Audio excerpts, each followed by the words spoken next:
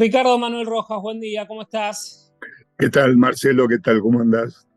Con muchas ganas de hablar con vos porque hay un tema que me parece por estas horas que es absolutamente fundamental eh, desmenuzarlo, pero a fondo.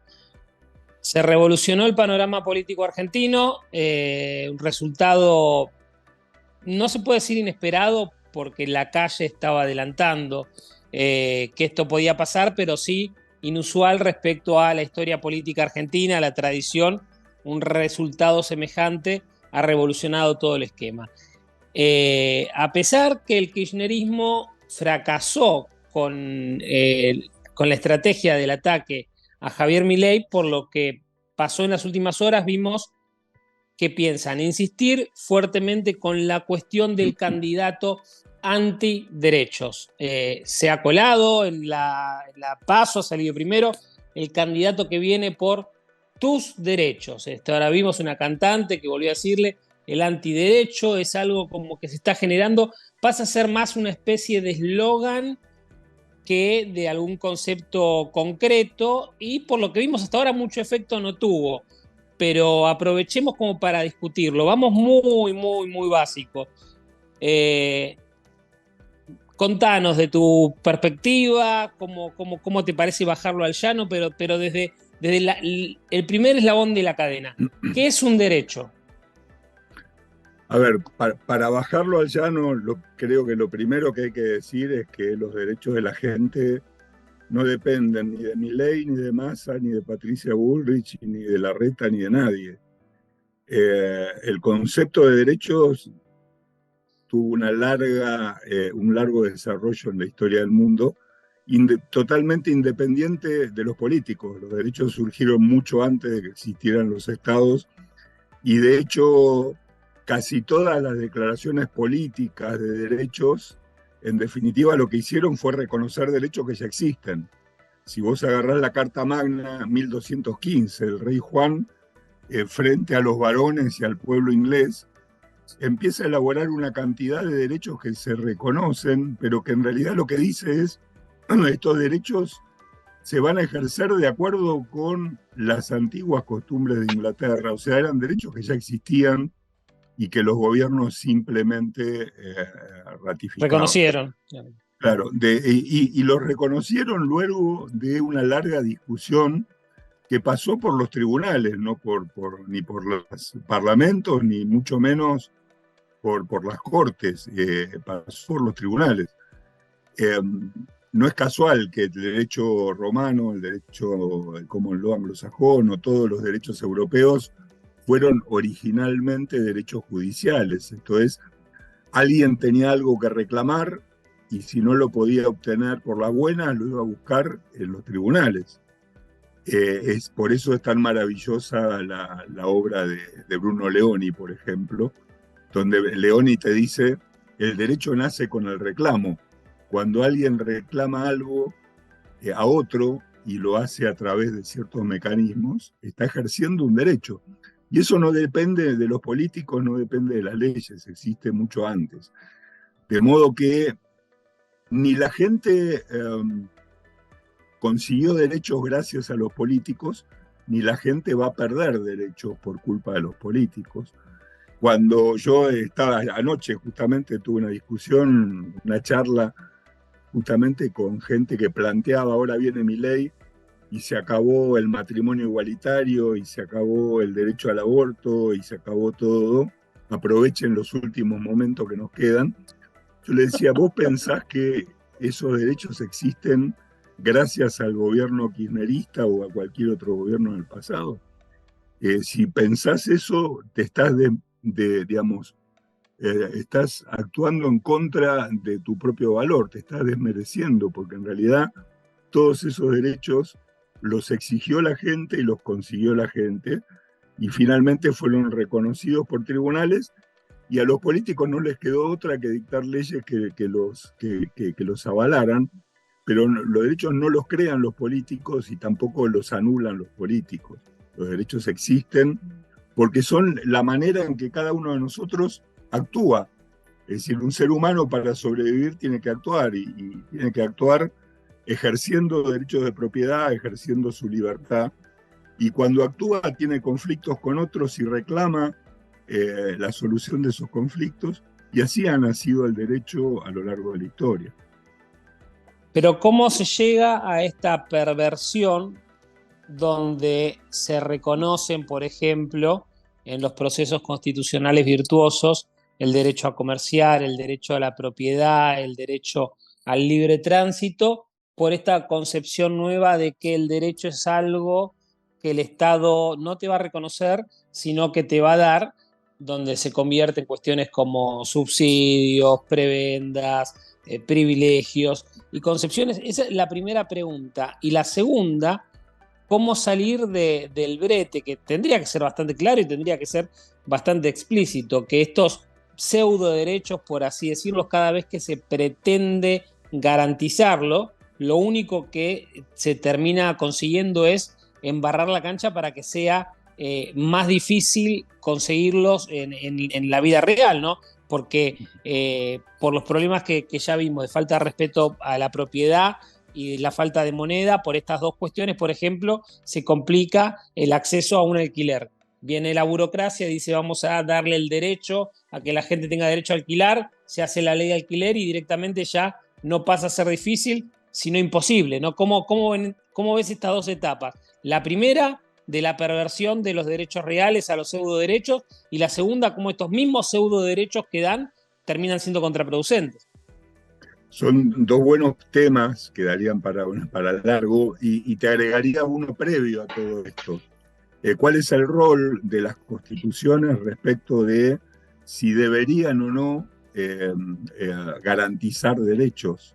Vos sabés que cuando se sanciona la primera gran constitución, que fue la de Estados Unidos, hubo una discusión muy grande, que fue una de las más importantes, respecto de si en la constitución tenían o no que poner una declaración de derechos. Los federalistas lo tenían muy claro, decían, miren, los derechos son algo que se discuten en los tribunales, no tienen que estar en una constitución, por muchos motivos. Primero, porque si nos olvidamos algún derecho, alguien va a decir que no existe el derecho porque la constitución no lo reconoce. Segundo, porque mañana alguien podría quitar expresamente un derecho y la gente dejaría de tenerlo. O porque nos podemos olvidar, y por eso vos fijate que existió la 9ª enmienda y nuestro artículo 33, que te dice que la Declaración de Derechos no obsta a la existencia de otros derechos que nacen de la soberanía popular. Esto es que no es una lista taxativa. Y de hecho, los federalistas triunfaron y la Constitución norteamericana salió sin declaración de derechos, pero por la presión muy grande que hubo, después aparecieron, pocos años después, las primeras enmiendas, que en realidad no eran una declaración de derechos. No hay nada en la Constitución americana que diga que vos tenés derecho a comerciar, a transitar, a educarte o lo que fuere. Lo que sancionaron fueron garantías del ciudadano frente al poder del Estado. Es decir, que el Estado no me puede detener si no es con una orden judicial, que no puede entrar en mi casa sin una orden de allanamiento, que no puede hacer registros irrazonables, que las penas no pueden ser crueles, inhumanas. Es decir, garantías del ciudadano frente al poder del Estado, no reconocimiento positivo de derechos. Este es un tema. Tenían claro originalmente que lo que organizaban era un gobierno, las instituciones, poder ejecutivo, legislativo, judicial. El tema jurídico se discutía en los tribunales y eran los jueces los que definían hasta dónde llegaba el derecho de cada uno en cada conflicto concreto que se producía. Por un lado. Por otro lado, aparece luego la segunda cuestión, que es lo que vos planteabas, que es la aparición de nuevos derechos que solo pueden ser ejercidos a expensas de otros derechos de otras personas. Es decir, originalmente el liberalismo surgió en el mundo con dos objetivos fundamentales. Reconocer la dignidad humana, la dignidad de la persona y los derechos a la vida, a la libertad y la propiedad de cada individuo, por un lado, y la limitación al poder del gobierno como consecuencia de esto. Es decir, para que cada uno pueda gozar de su derecho y de su libertad, el gobierno tiene que ser limitado y no se puede meter con la gente. Mientras se entendieron los derechos así, estaba todo bien, cada uno ejercía su libertad, su propiedad, la búsqueda de su felicidad, y cuando lo hacía no se metía con los derechos de otro, cada uno ejercía sus propios derechos. Allá por principio del siglo XX, fines del siglo XIX, empieza una intervención muy fuerte del Estado que se justifica por dos argumentos. Uno era la necesidad de que el Estado regule la sociedad. Entonces aparecen, incluso en Estados Unidos, leyes que establecen precios máximos, que establecen regulaciones al comercio, que se meten con la vida privada de la gente, en nombre de la necesidad de que el Estado regule la sociedad. Y por otro lado aparecen los derechos sociales, esto es, que además de la vida, la libertad y la propiedad, la gente tenía derecho a la educación, a la salud, a la vivienda. El problema con esto es que si yo entiendo que el derecho a la salud es que yo pueda contratar con un médico para que me cure y negociar cuánto le voy a pagar, está todo bien. Ahora, si yo lo entiendo como que el Estado me tiene que proveer salud, en definitiva, como el Estado no produce nada, la única forma de hacerlo es quitarle dinero a la gente, a otras personas, para pagarme la salud. Ahí empezó la distorsión del concepto de derecho que llega hasta nuestros días, porque no es casual, si vos lees las cartas de derechos en el mundo, y sobre todo en América, el derecho de propiedad está totalmente relegado. Hoy, si agarrás el Pacto de San José de Costa Rica, el derecho de propiedad solo es admitido en la medida de lo indispensable para la supervivencia de cada ser humano. Es decir, vos tenés derecho a ser propietario de aquello que necesitas para comer y para sobrevivir. Cualquier cosa que exceda de eso queda a la discrecionalidad del Estado y te puede quitar la parte que quiera para cumplir otros fines. Entonces ahí empieza una terrible distorsión del concepto de derecho, porque obviamente el concepto de derecho no involucraba usar a otras personas para satisfacer mis aspiraciones, sino actuar por mí mismo. Y a partir de esta nueva concepción, por estas dos vías, la reglamentación de la sociedad por el Estado y el reconocimiento de derechos sociales, lo que se hizo fue que el derecho de cada uno de nosotros va a depender de lo que los demás quieran hacer con nuestros derechos y con nuestra propiedad. Pero más allá de la cuestión ética, más atada al debate de los principios, que lógicamente hay que darlo, también hay que reconocer que esto fracasó estrepitosamente. Porque uno puede decir, bueno, ok, es injusto financiar mediante la coerción de los impuestos una cuestión que garantice supuestos derechos para otras personas. El tema es que cuando esto se intentó hacer, y si dejamos de lado la cuestión de principio, la cuestión moral, que no es menor, esto fue un fracaso estrepitoso, porque el bien se ofrece de una forma mala, de una forma ineficiente, donde se genera corrupción, donde se enriquecen los eslabones intermedios, donde se termina limitando la competencia de ese mismo bien que se puede producir en el sector privado, por lo tanto se encarecen las opciones en el sector privado. Por ejemplo, es insólito cada vez que discuten, por ejemplo, en el Parlamento si las obras sociales tienen o no que financiar, no sé, por ejemplo, tratamientos de fecundación, de cambio de sexo o lo que sea, ¿no? Entonces se discute ahí, se vota y se incrementan los costos, por ejemplo, para todas las personas, ¿no? Entonces termina saliendo mal en la práctica. ¿Qué debate tenemos que dar ahora en lo coyuntural? Podemos hacer las dos cosas, nos limitamos a la cuestión moral, recordamos que aunque se haya intentado hacer esto, fracasó estrepitosamente, complicando a los que menos tienen, ¿no? Volvíamos a la cuestión de la ley de alquiler. Los más angustiados hoy por hoy que no pueden acceder a un alquiler son los que supuestamente se intentaba beneficiar con este pseudo derecho, ¿no? El que tiene 2 o 3 alquileres está puteando porque dice, bueno, voy a esperar al próximo gobierno, no los pongo en alquiler, qué sé yo, pero digamos, no es terrible a su subsistencia, anda pagando 2 o 3 expensas de departamento vacío, pero hay familias completamente angustiadas que no saben si se le vence el contrato y van a terminar yendo a la calle, ¿no? Los más perjudicados con los pseudo derechos son los que supuestamente se intenta defender. Sí, seguro. Y bueno, y vos me preguntabas dónde hay que dar la batalla, si en el terreno de la moral o en el terreno práctico. Alberdi tenía una frase que era excelente. En las bases, Alberdi decía que había que educar a la gente en el ejercicio de la libertad práctica.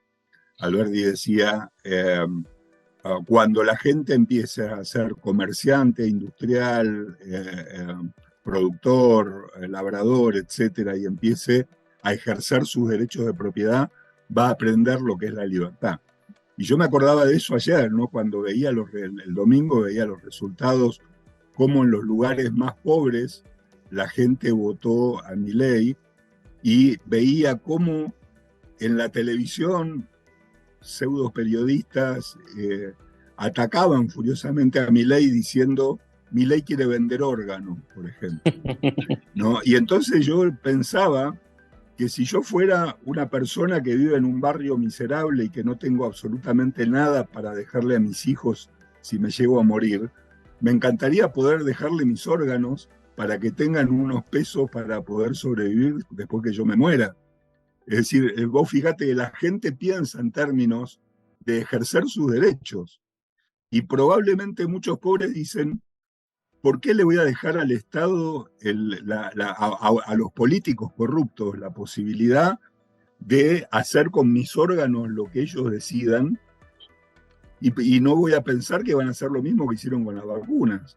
Es decir, ¿por qué si lo primero que hicieron en una pandemia fue crear un vacunatorio VIP para políticos y sus amigos, no le van a estar repartiendo mis órganos a sus amigos y a los hijos de sus amigos? ¿Y por qué no los puedo vender yo? Entonces vos fíjate cómo un pobre piensa de una manera totalmente distinta de lo que piensa un pelotudo que habla por televisión. Y en definitiva, esa gente lo que está es ejerciendo su libertad práctica. Es decir, la gente quiere vivir en libertad. Una cosa fundamental de los seres humanos son los incentivos. Nosotros actuamos a partir de incentivos. Si yo te dijera, vamos a un lugar donde hay 2 colas y hay 2 cajeros. En una de las filas vos tenés que pagar. En la otra de las filas a vos te dan plata. ¿Vos en cuál de las 2 filas querés estar? ¿En la de que paga o en la de que recibe? Generalmente todos vamos a tener incentivos de estar en la cola del que recibe. Y eso es la justicia social. Estamos nosotros en la cola del que paga y hay cada vez más gente que se da cuenta que puede estar en la cola del que recibe. Y entonces los que reciben son cada vez más, los que pagan son cada vez menos. Y a medida que va pasando el tiempo, Argentina es el ejemplo más claro. Ya hoy son un puñado de idiotas útiles que están laburando todo el día para poner plata en la caja de los que ponen, y una masa cada vez más grande de gente, algunos porque son vivos y otros porque no les queda otra, que están en la fila de los que reciben. Y eso en algún momento explota. Vos fijate que en el siglo XVIII, XIX, cuando surgió el liberalismo con fuerza, los incentivos eran en favor de la propiedad y de la libertad. Si vos lees a autores como Mariano Moreno, Belgrano o Vieites en Buenos Aires en la época de la Revolución de Mayo, ellos traían las ideas de Adam Smith y de la Ilustración europea, donde los campesinos pobres lo que querían era tener acceso a la propiedad de la tierra y libertad de comercio para vender los granos. No pedían otra cosa. El Estado no les interesaba para nada, al contrario, el Estado era lo que les impedía poder comprar tierra y poder comerciar sus granos. La Revolución de Mayo se hizo porque querían negociar con Inglaterra, no se hizo porque querían ser independientes de España. La mayoría estaban muy cómodos de ser españoles. Lo que no estaban cómodos era de ser colonia. Y entonces el punto es que hoy los incentivos cambiaron, porque hoy le preguntás a un pobre, ¿qué preferís? ¿Que te dé un pedazo de tierra y libertad de comercio para que te mueras 20 años laburando de sol a sol tu tierra para dejarle algo a tus hijos? ¿O querés esta Banelco para ir todos los meses al cajero y sacar plata para vivir gratis? Y obviamente los incentivos cambiaron. Entonces, el gran desafío de Argentina es cómo, o del mundo, es cómo volver los incentivos a que la gente quiera ser propietaria, productiva, comerciante y vivir de sus propios derechos y no quitándole dinero a los demás. Pero parece ser que el círculo, en cierta manera, no sé, no quiero ser optimista, pero que pueda estar comenzando a acabarse, porque vos estabas diciendo cómo se dio la cuestión de las votaciones. Yo estaba abriendo los sobres en una escuela del barrio, como le dicen los cordobeses, del barrio Pituco de Recoleta, ¿no? Entonces iba abriendo los sobres, iba viendo. Generalmente hasta ahora se suele vengo fiscalizando yo elecciones todas desde el 2003 hasta la fecha. Algo que no cambió nunca fue que en una mesa de Buenos Aires, generalmente, salvo excepciones muy particulares, el que sale primero, el que sale segundo, el que sale tercero sale tercero. Cambia los montos, qué sé yo. Entonces, estaba viendo ahí en esta escuela de Recoleta y era muy clara la victoria de Patricia, muy clara, 20 votos por encima de los demás en todas las mesas. Y después venía una segunda camada donde estaba la misma cantidad, más o menos, variaban según la mesa, pero aproximadamente de 5 o 6 votos más o menos, Larreta, Milei y Massa. A ver, para un diputado que empezó hace 2 años en la política, sacar la misma cantidad de votos que el aparato descomunal del intendente y del gobierno nacional, no es una mala elección. Pero yo dije, bueno, no es momento todavía, esto es claro, porque veía más o menos esas proporciones. Patricia muy arriba, y después la segunda camada, y bueno, diciendo, bueno, ¿cómo será esto? ¿Cómo será el balotaje? Iba viendo, yo pasando por las mesas, anotando, hasta que me empiezan a entrar los mensajes de otras mesas, de otros barrios y del interior. Y lo primero que hice cuando levanté un poco el oído, dije, ¿qué pasa acá? La Boca estaba duplicando Milei a Patricia. Me pasaron los primeros votos de Salta, de Jujuy, provincias donde el peronismo muchas veces se impone. Algo pasó acá, Ricardo. Algo pasó. Sí. Bueno, yo creo que una de las cosas que pasó y en esto de principios versus utilidad es que ya la gente se hinchó las pelotas. Esto es, el populismo solo gana con plata. Por eso el peronismo perdió ahora, porque no tiene plata. Entonces, como no tienen plata, no pueden manejar el aparato. Ahora, por primera vez, de pronto aparece alguien que te gana una elección sin plata. O sea, sin aparato, sin plata, sin... Vos fijate que lo bardeaban a Milei diciendo cada vez que había una elección provincial, Milei no existe en el interior. Arrasó en provincias peronistas. Le ganó le ganó Santa Cruz. Le ganó en todos lados, Neuquén. Es decir, fue impresionante, sin plata y sin aparato. O sea, las dos cosas que han sido el credo del populismo en Argentina, que con plata y con aparato ganas elecciones. Y eso porque yo creo que la gente está harta.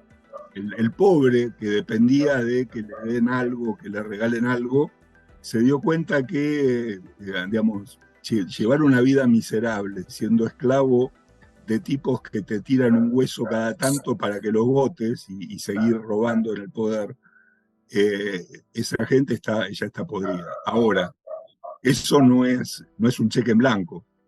En definitiva, va a tener que hacer las cosas muy bien y trabajar muy bien si llega a ganar las elecciones, tanto Javier como Patricia, cualquiera de los dos que gane, y en lo posible los dos juntos, porque en realidad uno no va a poder gobernar sin la ayuda del otro.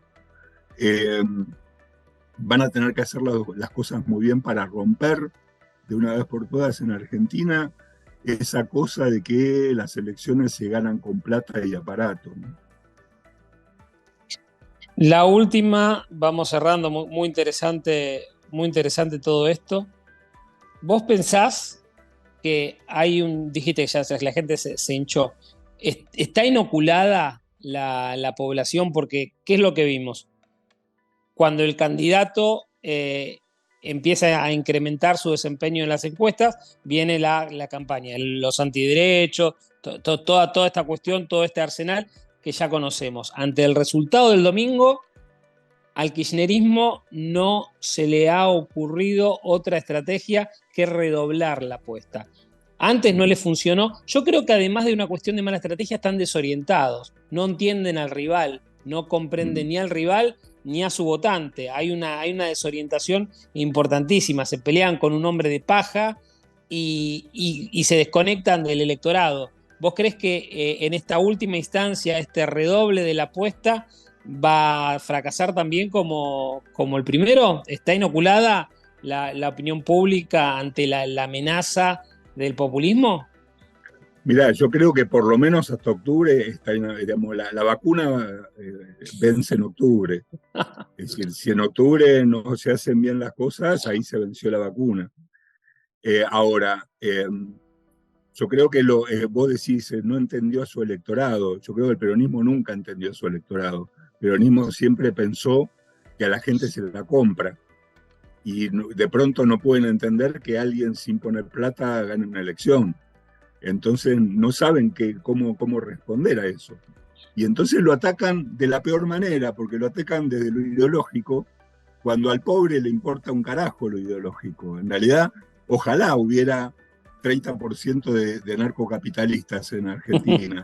Sería otro país, pero no es así. La gente que votó por Milei no lo votó por ideología, por lo menos en la gran mayoría. Lo votó por hartazgo y con la esperanza de que aparezca algo diferente. Yo creo que la gente se dio cuenta que finalmente peronismo, radicalismo, Juntos por el Cambio son todos la misma mierda y todos han hecho lo mismo. Y ves periodistas ensobrados, que nos quejábamos de los periodistas ensobrados kirchneristas, y resulta que del otro lado también los hay y son iguales o peores. Entonces la gente se rompió las bolas con eso. Ahora, si en octubre o si en diciembre cambian las cosas y el nuevo gobierno no empieza a dar algunas señales de cambio efectivas, la gente ya no tiene tanta paciencia. Y además lo van a volver loco. Imagínate, va a haber que resistir no solo un país devastado que lo van a dejar destruido, sino con activistas que van a tratar todo el tiempo de voltear el gobierno que venga. Pero vos sabés que comparto plenamente que ojalá Argentina contara con un 30% de liberales. Eso es claro que no es así. Eh, pero, a ver, ningún presidente gana una elección por cuestiones ideológicas netamente. A ver, esto lo tienen medido hasta los especialistas. Cuando Macri en el 2015 perdón, en el 2011 no se presenta, los asesores de campaña le decían: no vayas porque no podés con una viuda. A pesar de que la sociedad ya sabía que ni siquiera eran pareja, que Néstor era amante de la secretaria, todas cuestiones que eran públicas, no se puede ir contra una viuda. Los candidatos que ganan una elección ejecutiva representan hartazgo, representan cambio, representan esperanza. Eso es claro. Pero no solamente cuando se gana una elección ejecutiva, ya para meter un diputado ya hubo una mezcla de cosas. A mí hay muchas cosas con las que creo que se la juzga con una doble vara, Milei, donde muchos, incluso liberales, dicen: no, esto no es un movimiento liberal porque tal cosa y tal votante, vos fijate que dice esta cosa, que dice la otra. A ver, cuando el diputado nacional, este hombre que es barrendero de una provincia del norte, que no se sacó 5 o 6%, que entró al Congreso, a ver, ese porcentual de votos no es un caudal de una provincia trotskista, marxista, leninista. No, es una persona que por ahí lo votaron los compañeros de trabajo, la familia, que dicen: bueno, es un tipo del pueblo, qué sé yo. Corre en todo el espectro ideológico, ¿no? Hay muchas cuestiones y nadie gana una elección con un votante 100% electorado. Pero entre esa entre esa torta, en todas las porciones que tiene eso de que, lógicamente, Milei es el candidato de moda, afortunadamente, es el candidato que expresa la bronca también, afortunadamente, pero creo que la cuestión ideológica ha llegado en cierta manera, ¿no? O por ahí más que en otros momentos, porque el kirchnerismo, por ejemplo, para hacer una analogía con momentos históricos, no podía más que representar esperanzas vacías porque no se fundamentan para la gente, y sí los grupos de interés, ¿no? que se iban a beneficiar con ese proyecto político y económico. Pero cuando los pibes que laburan con el Rappi ven que en la provincia de Buenos Aires lo quieren regular, cuando el pibe que está arriba del Uber queriendo laburar ven que le quieren quitar la oportunidad de trabajar, yo creo que en cierta manera, claro que no vamos a poder saber desmenuzar ese 30% de cuánta gente le llegó, comprendió perfectamente el mensaje, ¿no? Pero están pasando cosas que antes no pasaban. El otro día, acá voy a tirar la basura y en el tacho veo una bolsa de la librería de Distel con fundas de libros de Mises, de alguien que evidentemente ni se quedó con la funda, se llevó el libro y lo estaba. Yo eso no lo vi nunca. Digamos, algo el mensaje ha calado, ¿no? No, seguro, seguro. Es que yo creo que tiene que ver con dos cosas. En la gente más pobre que no vota por ideología, lo que hay sí es un hartazgo respecto del el modelo de país que venimos teniendo en las últimas décadas. O sea, ya no se come más el verso populista, ven que viven cada vez peor y que le tiren un hueso cada tanto no le satisface, porque además es espantoso, ¿no? Que pensar que la gente tiene que vivir solamente de una limosna.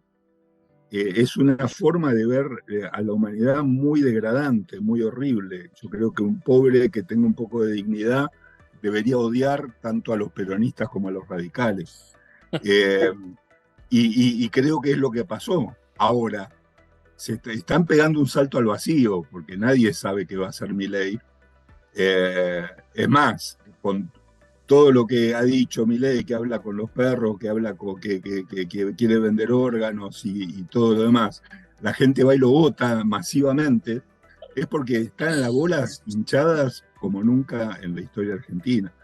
Entonces ahí es donde yo creo que es el momento para el cambio de paradigmas, ¿no? Es decir, en que la gente empieza a pensar que puede vivir de sí misma y no necesita vivir de una limosna que le tire un político. Si se logra hacer ese cambio, Argentina va a despegar y no tiene techo. Ahora, el tema es que la responsabilidad de que gobierne va a ser terrible. Ricardo, como siempre, un placer. Gracias por todo y hay mucho para hablar permanentemente con todo esto, así que vamos a repetirlo. Te mando un abrazo. Seguro. Igualmente. Saludos a Macri, que lo tenés ahí atrás. No, este es el gato liberal. Chao, nos vemos. Chao, chao.